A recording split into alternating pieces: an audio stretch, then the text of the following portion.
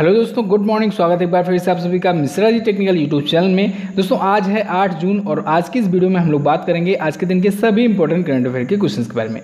पूरी वीडियो ध्यान से देखिएगा, पूरी वीडियो डिटेल में आपको समझाई गई है। साथ ही साथ दोस्तों मैंने पुराने दिनों के करंट अफेयर का आपको रिवीजन भी कराया हुआ है बहुत ही अच्छे तरीके से लिंक करके, तो आप लोग पूरी वीडियो ध्यान से देखिएगा। और अगर आप दोस्तों किसी भी एग्जाम की तैयारी कर रहे हो तो ये वीडियो बहुत ही ज़्यादा बेनिफिशियल होने वाली है। करंट अफेयर की वीडियो अब आप मिस मत करिए। डेली करंट अफेयर रोज़ाना ज़रूर देखा कीजिए, क्योंकि दोस्तों एग्ज़ाम्स पास में आ गए हैं और जिनके नहीं आए हैं उनके एग्ज़ाम अब जल्दी ही होंगे। चलिए दोस्तों बात करते हैं लास्ट डे के क्वेश्चंस की। लास्ट डे का हमारा पहला क्वेश्चन था, मानसबल झील किस राज्य में स्थित है? तो वो है जम्मू कश्मीर में। विश्व पर्यावरण दिवस पहली बार कब मनाया गया था? तो ये मनाया गया था पहली बार 1974 में। 5 जून को ये मनाया जाता है प्रत्येक वर्ष। इन दोनों क्वेश्चंस के बारे में जिन लोगों ने डिटेल में और करेक्ट आंसर किया है उन टॉप 15 लोगों के नाम मैं आपको वीडियो के एंड में बताऊंगा। चलिए दोस्तों अब बात करते हैं आज के दिन के पहले क्वेश्चन की। आज का पहला क्वेश्चन है हमारा, हाल ही में किस राज्य ने थैंक्स मॉम नामक वृक्षारोपण अभियान शुरू किया? तो अभी हाल ही में मध्य प्रदेश राज्य सरकार ने थैंक्स मॉम नाम का एक वृक्षारोपण अभियान शुरू किया है। ये कैंपेन क्या होगा? इस कैंपेन के तहत दोस्तों एक मध्य प्रदेश में है सामाजिक न्याय और विकलांग कल्याण निदेशालय, और उसी के कैंपस में ये कैंपेन शुरू किया गया है। और इस कैंपेन के थ्रू होगा ये कि उस कैंपस के जितने भी कर्मचारी हैं, ठीक है, उन कर्मचारियों द्वारा पौधे लगाए जाएंगे और उन पौधों में उन कर्मचारियों की माँ का नाम का एक नेम प्लेट होगा, ठीक है, उनकी मदर्स के नाम का नेम प्लेट होगा उन सभी पौधों में। और उनसे ये कहा जाएगा कि वो लोग अपनी माँ की तरह इस पौधे की देख रेख करें, ठीक है। तो यही है ये कैंपेन। इससे क्या होगा? इससे दोस्तों पेड़ों के महत्व के बारे में पता चलेगा, लोगों में एक संदेश जाएगा और लोग पेड़ों की रक्षा करेंगे, ठीक है, जिससे हमारा पर्यावरण बहुत ही ज़्यादा शुद्ध होगा आगे चलकर। अब ये कैंपेन दोस्तों शुरू किया गया था 5 जून को। 5 जून को मनाया जाता है विश्व पर्यावरण दिवस। और इस बार की विश्व पर्यावरण दिवस की थीम क्या थी? सेलिब्रेट बायोडाइवर्सिटी, या बायोडाइवर्सिटी भी आप लोग कह सकते हैं।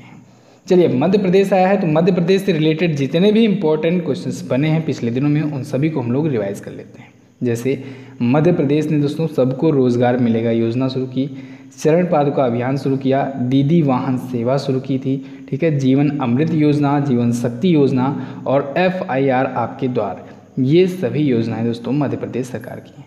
और वहीं स्कूलों में छात्रों के घर पर, जो स्कूली छात्र हैं उनके घर पर जाकर के mid day meal ration provide करने वाला पहला राज्य बना मध्य प्रदेश। और मध्य प्रदेश ने ही अभी हाल ही में श्रम सिद्धि अभियान भी शुरू किया था। क्लियर है? तो इतने पॉइंट आपको मध्य प्रदेश से याद रखने हैं करंट अफेयर से। स्टैटिक पॉइंट्स की बात करें तो मैप में देख लीजिए, ये रहा हमारा मध्य प्रदेश। मध्य प्रदेश की राजधानी भोपाल। मध्य प्रदेश के चीफ जस्टिस कौन है हाई कोर्ट के? तो उसके हैं अजय कुमार मित्तल जी, ठीक है।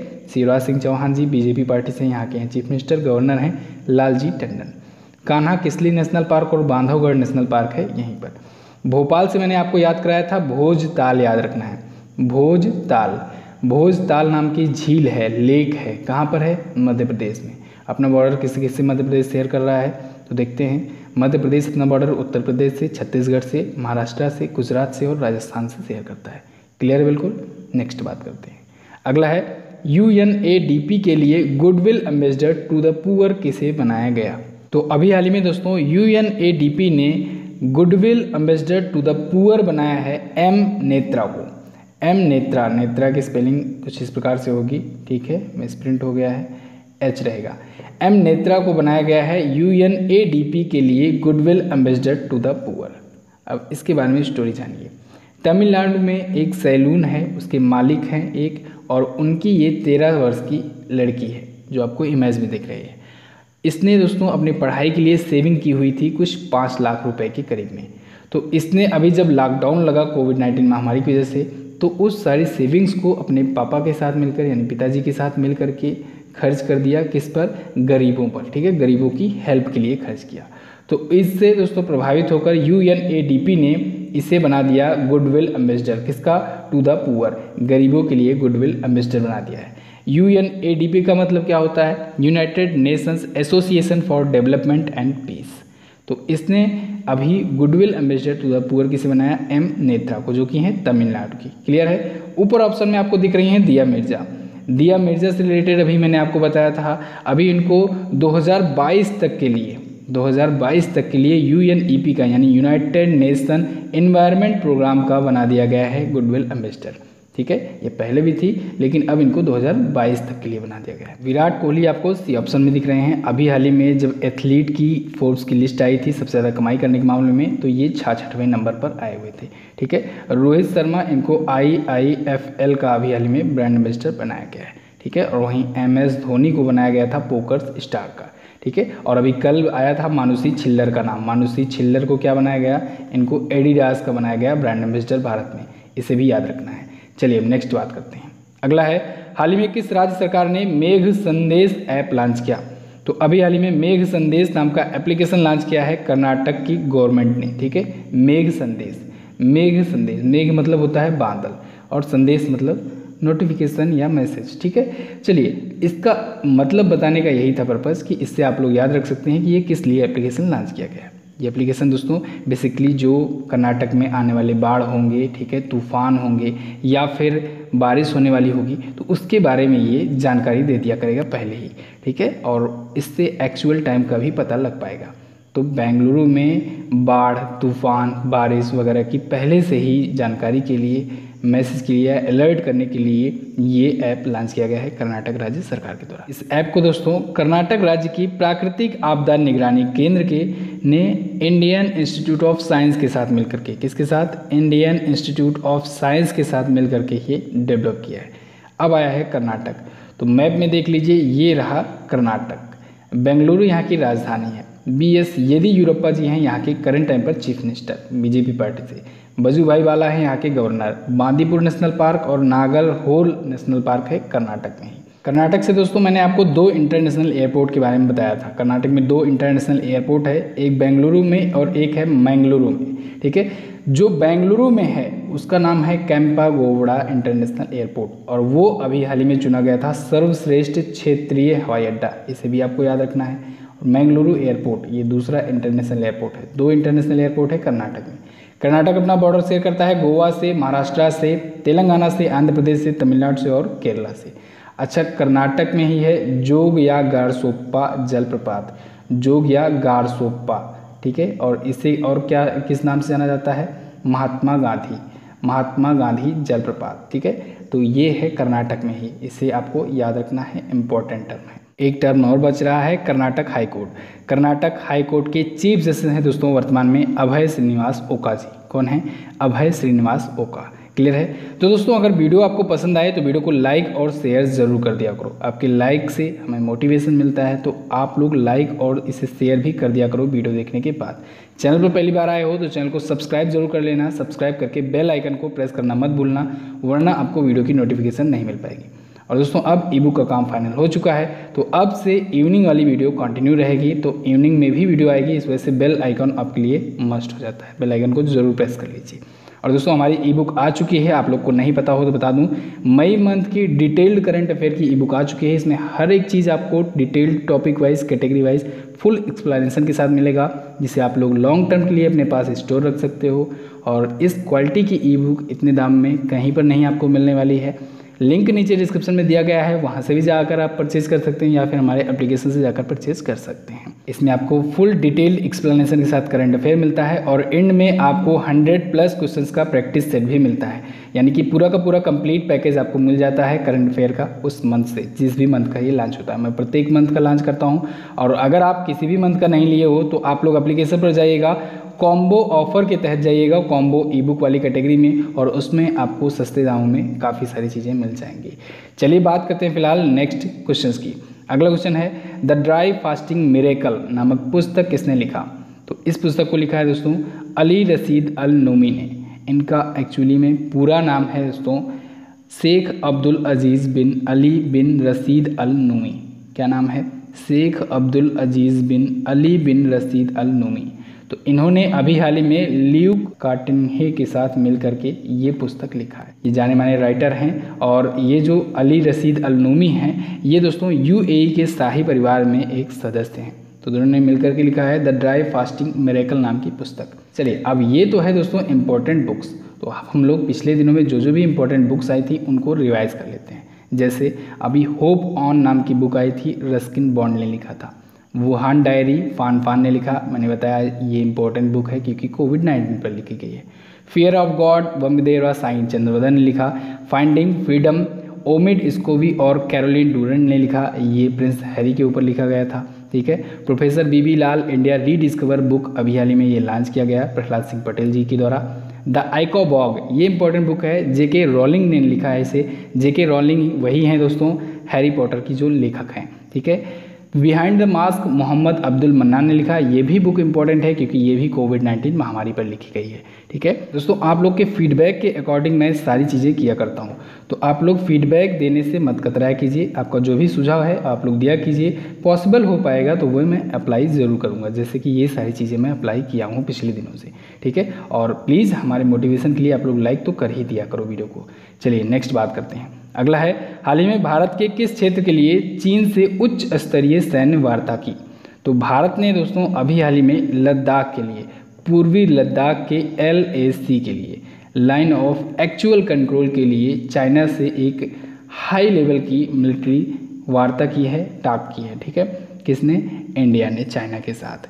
कब की है? 6 जून को की है। आप लोग देख रहे होंगे पिछले कुछ दिनों से भारत और चाइना के बीच में बॉर्डर पर तनाव काफ़ी ज़्यादा बढ़ गए हैं।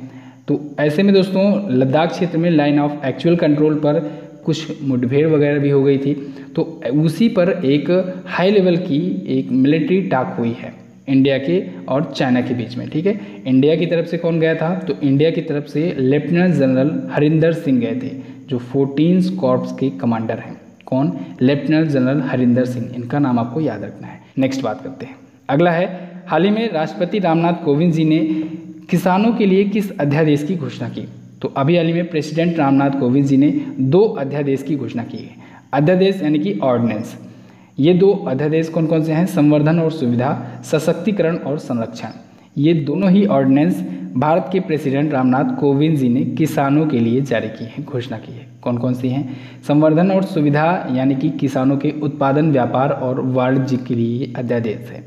सशक्तिकरण और संरक्षण जो है ये किसानों के मूल्य आश्वासन यानी कि संतोषजनक प्राइस उनको मिले उनके फसल के अकॉर्डिंग, और फार्म सेवा अध्यादेश ये है। तो ये 2 अध्यादेश दोस्तों मंत्रिमंडल की सिफारिश पर राष्ट्रपति जी ने एक अध्यादेश के तहत जारी किया है।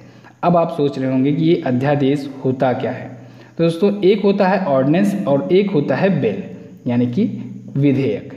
अध्यादेश यानी ऑर्डिनेंस ये तब लाया जाता है जब संसद की सत्र ना चल रही हो और तब कोई ऐसा कानून लाना हो जो ज़रूरी हो उस टाइम पर।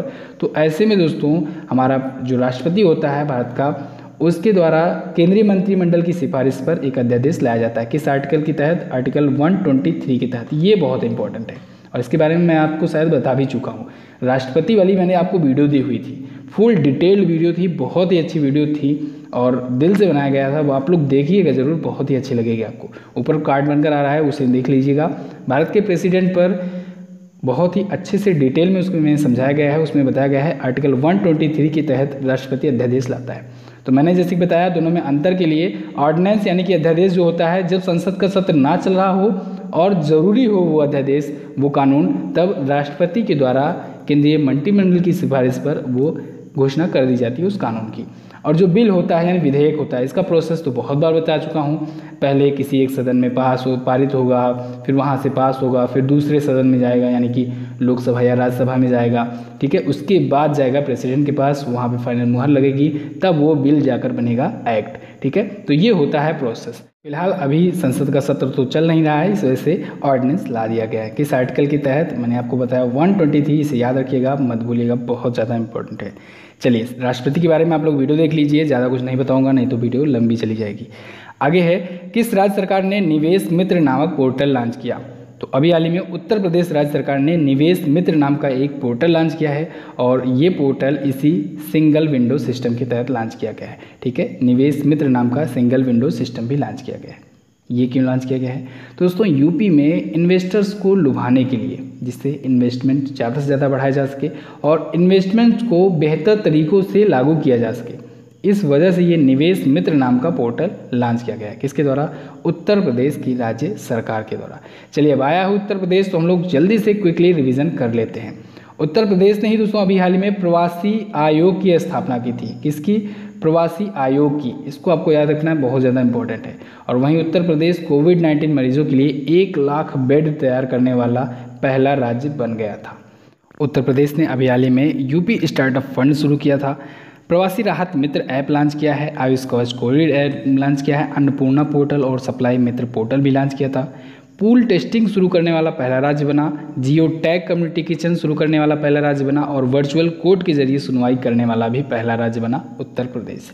ये सारी पॉइंट आपको उत्तर प्रदेश से याद रखनी है दोस्तों। यूपी से रिलेटेड भी एग्जाम्स बहुत ही तेज़ी के साथ आने वाले हैं, तो आप लोग उसके लिए प्रिपेयर रहिए। यूपी स्पेशल करंट अफेयर भी आपको प्रोवाइड की जाएगी और यूपी से रिलेटेड जो भी मटेरियल हो सकेगा आने वाले दिनों में आपको दी जाएगी, क्योंकि दोस्तों यूपीएसआई, लेखपाल, यूपीपी ये सारी वैकेंसियाँ अब आएंगी। चुनाव आने वाले हैं 2022 में, उससे पहले आएंगे, ध्यान रखिएगा। तो आप लोग यूपी स्पेशल तैयार करते चलिए। यूपी जीके के बारे में तो आप लोग बेसिक जानकारियाँ जानते ही होंगे। आगे बढ़ते हैं हम लोग। अगला है, हाल ही में किसने EY world entrepreneur of the year 2020 का अवार्ड जीता? तो अभी हाल ही में दोस्तों किरण मजूमदार शाह ने जीता है ये अवार्ड। हालांकि जब इस अवार्ड की घोषणा हुई थी तब भी मैंने आपको बताया था कुछ महीनों पहले, अगर आपको याद हो तो EY world entrepreneur of the year 2020 का अवार्ड जीता है किरण मजूमदार शाह जी ने। ये अवार्ड जीतने वाली ये दोस्तों तीसरी भारतीय हैं जिन्होंने ये अवार्ड जीता है। पहला अवार्ड मिला था उदय कोटक को, याद होगा, कोटक महिंद्रा बैंक के ये हैं अध्यक्ष। दूसरा अवार्ड मिला नारायण मूर्ति को, इन्फोसिस के नारायण मूर्ति, और तीसरी किरण मजूमदार शाह। किरण मजूमदार शाह दोस्तों ये बायोकॉन की संस्थापक हैं। बायोकॉन एक मेडिसिन निर्माण करने वाली एक कंपनी है, उसकी ये फाउंडर और CEO हैं किरण मजूमदार शाह जी। ये अवार्ड पाने वाली ये दोस्तों दूसरी महिला हैं। पहली महिला थी ओलिवा लम। कौन थी? ओलिवा लम थी पहली महिला, जो कि सिंगापुर की थी। ये दूसरी महिला है। इतने पॉइंट आपको किरण मजूमदार शाह से याद रखने हैं। नेक्स्ट बात करते हैं। अगला है, हाल ही में रोमानिया में भारत का राजदूत किसे नियुक्त किया गया? तो रोमानिया में दोस्तों भारत का राजदूत नियुक्त किया गया है राहुल श्रीवास्तव को। इन्हें रोमानिया में नियुक्त किया गया है। रोमानिया के बारे में हम लोग जानेंगे, पहले हम लोग रिवाइज कर लेते हैं कुछ जो और हाल फिलहाल में हाई कमिश्नर्स और एम्बेसडर्स की नियुक्ति हुई, यानी राजदूतों की नियुक्ति हुई है। गायत्री कुमार को दोस्तों ब्रिटेन में बनाया गया है भारत का हाई कमिश्नर। रवीश कुमार जी को इनको फिनलैंड में बनाया गया है राजदूत भारत का। सीबी जॉर्ज इनको दोस्तों कुवैत में बनाया गया है भारत का राजदूत। और वहीं एक और नाम आया था सुशील कुमार सिंघल, इनको पपुआ न्यू गिनी में बनाया गया था भारत का हाई कमिश्नर, ठीक है। और एक और नाम आया था ब्रिजेंद्र नवनीत, इनको विश्व व्यापार संगठन यानी WTO में, वर्ल्ड ट्रेड ऑर्गेनाइजेशन में बनाया गया था भारत का राजदूत। इसे भी याद रखना है। चलिए अब बात करते हैं हम लोग रोमानिया की। ये रहा हमारा प्यारा भारत। यहाँ से आप अगर यूरोपियन कॉन्टिनेंट में आएंगे तो ये दिख रहा है आपको रोमानिया, ठीक है, यूरोप महाद्वीप में आएंगे तो। चलिए रोमानिया किससे किससे अपना बॉर्डर शेयर करता है? रोमानिया दोस्तों ये मोल्डोवा से, यूक्रेन से, और इसके बाद हंगरी से, फिर सर्बिया से और बुल्गारिया से, इतने देशों से अपना बॉर्डर शेयर करता है, ठीक है। रोमानिया ये कौन सी सी है? काला सागर है, ब्लैक सी है। रोमानिया की राजधानी है बुचारेस्ट। यहाँ के प्रेसिडेंट हैं क्लाउस लोहानिस और यहाँ की करेंसी है रोमानियन लियू। अगला है, सोशल मीडिया प्लेटफॉर्म से सबसे ज़्यादा कमाई करने वाले व्यक्ति कौन बने? तो वो बन गए हैं क्रिस्टियानो रोनाल्डो। इन्होंने दोस्तों सोशल मीडिया प्लेटफॉर्म से 18 करोड़ कमाए हैं। कितने कमाए हैं? 18 करोड़ रुपए कमाए हैं। सेकंड पर हैं लियोनल मेसी। लियोनल मेसी हैं सेकंड पर। विराट कोहली भी हैं इस लिस्ट में, टॉप 10 में ये भी शामिल हैं। और टॉप 10 में ये इकलौते भारतीय हैं, इकलौते क्रिकेटर भी हैं दुनिया के और इकलौते भारतीय हैं ये टॉप 10 में शामिल होने वाले विराट कोहली। विराट कोहली का नाम अभी फोर्ब्स की जब एथलीट की लिस्ट आई थी तो उसमें भी इनका नाम आया था 100 में। ये 66वें स्थान पर थे, ठीक है, टॉप 100 में ये भी शामिल थे, 66वें स्थान पर थे। और एथलीट की लिस्ट में फर्स्ट पर कौन था? रोजर फेडरर थे, ठीक है। अभी हाल ही में दोस्तों विराट कोहली ने, जब भारत में लॉकडाउन चल रहा है उस टाइम पर 3 पोस्ट किए हैं इंस्टाग्राम पर, स्पॉन्सर्ड पोस्ट, और उन 3 पोस्ट के ये 3.6 करोड़ रुपए कमाए। हालांकि इनसे अच्छे तो सोनू सूद ही हैं। तो बस दोस्तों ये तो थी हमारे आज के दिन की करंट अफेयर की वीडियो। कैसी लगी आपको वीडियो आप लोग कमेंट करके हमें ज़रूर बताइएगा। सभी के कमेंट में पढ़ता हूँ, कमेंट ज़रूर किया कीजिए। अगर आपको वीडियो पसंद आई है तो वीडियो को लाइक करना मत भूलिएगा। इस वीडियो को दोस्तों देख लिए हो आप तो शेयर भी कर देना अपने दोस्तों के साथ, जिससे वो लोग भी वीडियो को देख पाए। और दोस्तों अगर आप पहली बार आए हो चैनल पर तो चैनल को सब्सक्राइब कर देना, साथ ही बेल आइकन को प्रेस करना मत भूलना, जिससे आपको नोटिफिकेशंस वगैरह मिलती रहें। बात करते हैं क्वेश्चन ऑफ द डे की। आज का आपके लिए पहला क्वेश्चन है, भारत ने अंतर्राष्ट्रीय टीकाकरण सहयोग के लिए कितना सहयोग किया। अगर आपने कल की वीडियो देखी होगी तो ज़रूर आप ये क्वेश्चन का आंसर कर पाएंगे। भारत की मानुषी छिल्लर किस वर्ष मिस वर्ल्ड का खिताब जीती थी, किस वर्ष ये मिस वर्ल्ड बनी थी, इसको आपको बताना है। दोनों क्वेश्चन के बारे में आपको जो पता हो डिटेल में ज़रूर आंसर कीजिए। अब बात करते हैं दोस्तों उन लोग के नाम की जो लोग कल की वीडियो में डिटेल में आंसर किए थे, लेकिन उनसे पहले दोस्तों आपको फिर से रिमाइंड करा दूं, मई मंथ की डिटेल करंट अफेयर की ई बुक आ चुकी है, हिंदी वाली, इंग्लिश वाली भी जल्द ही आ जाएगी और 6 मंथ की भी आ चुकी है। तो आप लोग डिस्क्रिप्शन में लिंक दिया गया है, वहाँ से जाकर परचेज कर सकते हैं। ई बुक्स वगैरह अगर आप Mishra ji technical MZT app से लेंगे तो आपको कुछ डिस्काउंट भी मिल जाएगा। बात करते हैं उन लोगों के नाम की। उनके नाम है पूजा चौधरी, वंदना अग्रवाल, शुभम यादव, मनु पांडे, कुणालकर सिंह, श्याम शेर कुमार, रविशंकर, दिव्या पांडे, सुरभि गुप्ता, साबिर आलम, विभूति मांझी, ज्योति पचौरी, गौरव कसौधन, अर्चना यादव और नेहा जायसवाल। तो दोस्तों इस वीडियो में बस इतना ही। कैसी लगी आपको वीडियो आप लोग कमेंट करके हमें जरूर बताइएगा। वीडियो अगर अच्छी लगी है तो लाइक करके हमारा उत्साह बढ़ाइए। साथ ही इन दोनों इंपॉर्टेंट वीडियोस को जरूर देख लीजिएगा और आने वाली वीडियोस का नोटिफिकेशन पाने के लिए सब्सक्राइब करके बेल आइकन को जरूर दबाएं। मिलते हैं किसी अन्य वीडियो में, तब तक के लिए नमस्कार, जय हिंद, वंदे मातरम।